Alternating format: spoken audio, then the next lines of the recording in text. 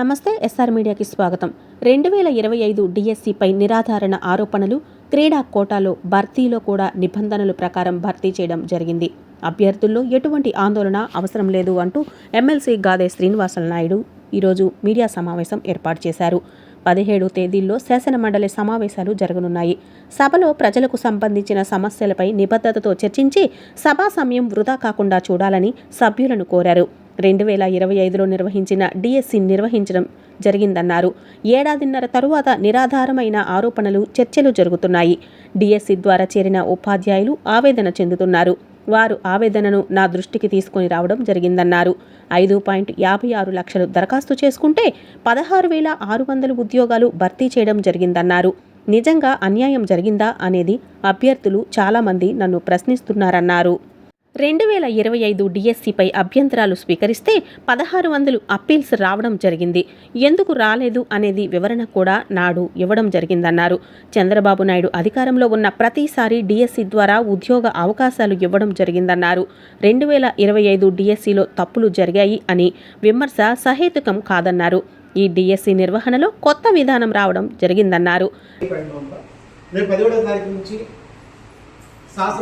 మండలి శాసనసభ సమావేశాలు నిర్వహించబోతున్నారు.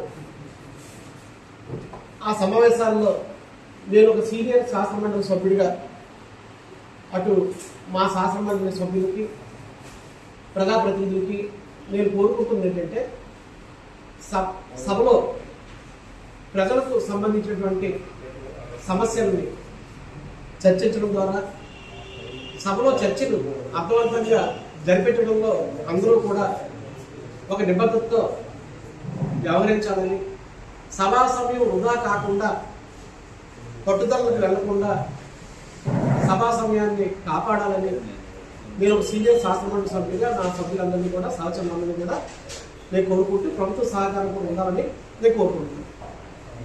ఇక ఇటీవల మీరు గమనించినట్లయితే డిఎస్సి, మెగా డిఎస్సి 2025 నిర్వహించబడింది.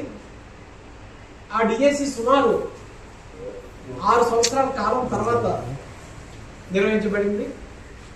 ఆ మెగా డిఎస్సి సంవత్సరం కాలం సమీపిస్తూ ఉంది. ఈ సమయంలో రకరకాలైనటువంటి చర్చలు, నిరాధారమైనటువంటి ఆరోపణలు జరుగుతూ ఉన్నాయి. దీనివలన సెలెక్ట్ కాబడిన 1600 ఉపాధ్యాయులు కానీ ఎవరు కూడా మానసిక ప్రశాంతతతో తమ బాధ్యతను నిర్వర్తించలేకపోతున్నారు.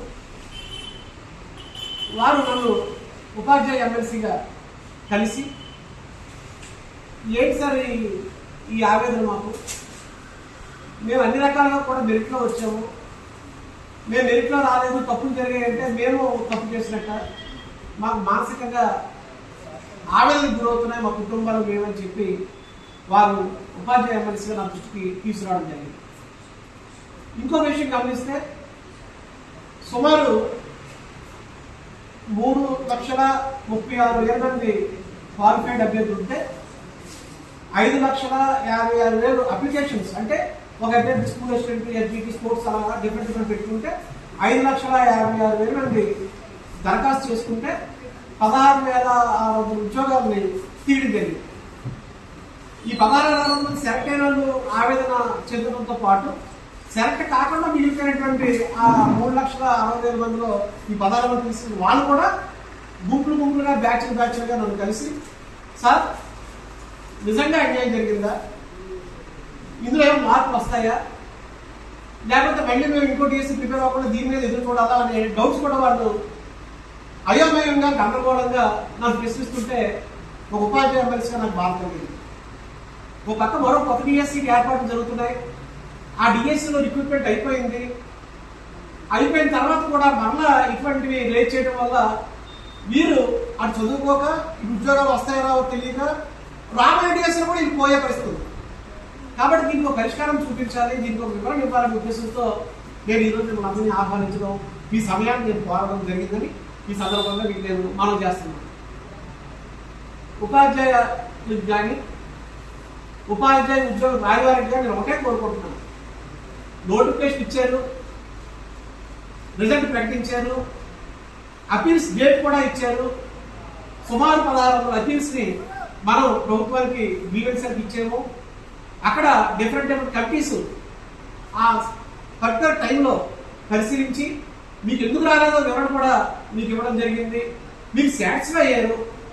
తర్వాత మీరు చదువుకుంటూ నెక్స్ట్ ఉద్యోగం కోసం రాలేని ప్రయత్నిస్తున్నారు. వచ్చిన ఉద్యోగాల్లో జాయిన్ అయ్యారు. ఒకవేళ ఉద్యోగంలో సెలెక్ట్ కాబడి రిజల్ట్ అనౌన్స్ చేసి 1:1లో ఉద్యోగం పొంది వారు సర్టిఫికెట్ అంటే ఉదాహరణకి వారు ట్రైనింగ్ అయిన కాలం ఇక్కడ ఏదో గవర్నమెంట్ ఉద్యోగంలో ఉన్నారని అందువల్ల ఆ సర్టిఫికెట్ ఫేక్ అని ఇలా కంప్లైంట్ కొన్ని వచ్చినాయి. ఆ కంప్లైంట్ వచ్చినట్టు మేరకు 14 మందికి సెలెక్ట్ కాబడినా నియామక పత్రాలు ఇవ్వకుండా ఉద్యోగాలు ఆపేశారు. వారికి ఈ రోజులు కూడా ఉద్యోగాలు అనేవి వారికి జన్యుంటి వచ్చినప్పుడు కూడా ఉద్యోగాలు ఇవ్వలేదు. దానికి కారణం ఏంటంటే గత డిఎస్సీలో కానీ ఈడిఎస్సీలో కానీ వెయిటింగ్ లిస్టులు అనేవి ఉండవు.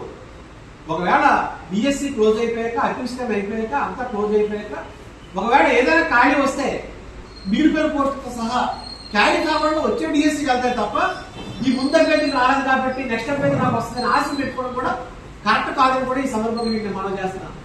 మరి ముఖ్యమంత్రి గమనించినట్లయితే ఏ డిఎస్సీలో కూడా ఎక్కడ తప్పు జరిగిందని ఎక్కడ కూడా ఒక పల్లెత్తు మాట కానీ వేలెత్తి చూపించుకునే విధానం కూడా చేయకుండా రికార్డు కూడా ఆయన సాధించారు. మరి కాంగ్రెస్ పార్టీ గవర్నమెంట్ లో 2 డిఎస్సీ మాత్రమే జరిగినాయి. కానీ తర్వాత ఏ గవర్నమెంట్ లో కూడా ఈ డిఎస్సీలు జరగలేదు. అది ఆయన అదృష్టం, ఆయన చిత్తశుద్ధి, దాని మీద నిరుద్యోగ ఉపాధ్యాయుల పట్ల తగ్గిపోవాలి కావచ్చు. కాబట్టి ఈ రకంగా జరిగినటువంటి డిఎస్సీల్లో తప్పులు ఎక్కడానికి, తప్పులు చేశారని చెప్పడానికి సందేహాలు ఉంటాయి, నేను కాదంటలేదు. కానీ అవన్నీ కూడా ఒక అప్లైడ్ అథారిటీకి ఇచ్చినటువంటి ఆ గ్రీవెన్స్ ఇచ్చినటువంటి ఆ టైంలో మాత్రమే మనం వాటిని చేసుకోవాలి. ఇంకో విషయం గమనించినట్లయితే ఈ మెగా డిఎస్సీ అవుతుందా అవుదా, రకరకాల కోర్టు కేసులు ఉన్నాయి, ఎప్పుడు అవుతుంది అని ఇటువంటి కారణాలు ఉన్నప్పుడు మరి విద్యాశాఖ మంత్రులు హెచ్ఆర్డి మినిస్ట్రీ గారు, యువ నాయకులు నారా లోకేష్ గారు ఒక పర్టికులర్ టైంలో 150 రోజుల్లో ఈ డిఎస్సీని పూర్తి చేసి అందరికీ కూడా నియామపత్రాలు ఇచ్చి పాఠశాలలు ప్రారంభమైన మొదట్లోనే ఉద్యోగ అవకాశాలు కల్పించే విధంగా చర్యలు తీసుకుంది. అయితే ప్రధానంగా ఇందులో ఒక విషయం మనం గమనించాలి. కొత్త విధానం ఒకటి వచ్చింది. అంటే టెక్నాలజీ మారుతున్నప్పుడు స్టార్టింగ్ నేను 95, 96 లాంటి డిఎస్సీ రాసినప్పుడు ఒక విధానం ఉండేది. తర్వాత 98, 2000 ఆటలు వచ్చినప్పుడు ఒక రకమైన విధానం ఉండేది. మరలా ఇప్పుడు వచ్చినప్పుడు మరో రకమైన విధానం అనేది వచ్చింది. అందులో నార్మలైజేషన్ అనేది ఒక ప్రధాన అంశం. నార్మలైజేషన్ మనం తీసుకున్నట్లయితే ఇప్పుడు పూర్వం కంప్యూటర్ షీట్ ఏబిసిడి అని ఉంటే మనం రాస్తే అది కంప్యూటర్ దీంట్లో ఆన్సర్ కోసం పెడితే అదే వాల్యుయేషన్ చేసి రిజల్ట్ ఇచ్చేది. ఇప్పుడు ఆ సిస్టమ్ పోయింది, టెక్నాలజీ పెరిగింది. ఆన్లైన్ విధానంలో అందరూ కూడా నిరుద్యోగ యువత అంటే ఒక డిఎస్సీ కాదు, అన్ని పోటీ పరీక్షలు కూడా ఈ ఆన్లైన్ విధానంలో ఒకే రోజు జరగట్లేదు. 4-5 రోజులు వరుసగా జరుగుతున్నాయి. ఒక ప్రాంతంలో రోజు, ఒక ప్రాంతంలో రోజు, ఒక ప్రాంతంలో ఒక రోజు ఇలా జరుగుతున్నాయి. ఇలా జరిగే నేపథ్యంలో ఒక పేపర్ అంటే డిఫరెంట్ పేపర్స్ ఉంటాయి కాబట్టి ఒక పేపర్ ఒక ప్రాంతంలో జరిగినప్పుడు సులువుగా ఉండొచ్చు, మరో ప్రాంతంలో జరిగినప్పుడు పేపర్ కష్టంగా ఉండొచ్చు. దాన్ని ఎక్స్పర్ట్స్ కమిటీ ఈ 4 పేపర్లు కూడా సమానం చేసి ఆ సులువుగా ఉన్న పేపర్ నుంచి 2 పాయింట్లు తగ్గించి కష్టంగా ఉన్న పేపర్ 2 పాయింట్లు నార్మలైజ్ చేస్తారు. దానివల్ల ఎక్కడ కూడా కంప్లైంట్స్ ఇప్పుడు దాకా ఇది ఒక డిఎస్ఏ కాదు, అన్ని రిక్రూట్మెంట్ లో కూడా ఇలాగే జరుగుతుంది. కాబట్టి నార్మలైజేషన్ కార్యక్రమం వల్ల కంప్లైంట్ ఇప్పుడు వచ్చేది కూడా రాలేదు, ఎక్కడ తప్పు జరిగిందని ఎక్కడ కూడా జరగలేదు. కాబట్టి నార్మలైజేషన్ వల్ల అవగాహన లేక ఇందులో మార్కులు తగ్గించారు, మార్కులు కల్పించారు, ఇలా రకరకాల టెట్ కూడా మార్కులు కూడా డిఎస్ఏ అభ్యర్థులకి బెటర్మెంట్ రాసుకుంటూ టెట్ ఇచ్చే ఎగ్జామ్ రాసుకోవచ్చు, బెటర్మెంట్ మార్కులు కలిపే అవకాశం కూడా ఉంది. ఒకసారి నాకు 70 వచ్చాయి, ఒకసారి 80 వచ్చేసి 90 వచ్చాయి, యావరేజ్ మార్కులు కూడా కలిపే అవకాశం కూడా ఇందులో ఉంది. ఇవన్నీ కూడా ఈ నార్మలైజేషన్ కార్యక్రమంలో చేపడతాయి. కాబట్టి దీంట్లో ఈ ఇబ్బంది లేదు. కాబట్టి నార్మలైజేషన్ మీద ఎవరు కూడా అపోహలు పెట్టుకోకూడదు నిరుద్యోగ యువతకి నేను మీ ద్వారా కోరుతాను.